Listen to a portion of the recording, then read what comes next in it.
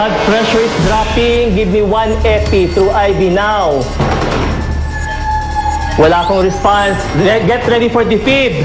Give me 200. Clear the area. Seryosong-seryoso ka dyan, ah. Ano ba yung isip mo? Maraming bagay. Kung ano-ano. Yung mga bagay na gusto kong gawin at yung mga lugar na gusto kong gawin.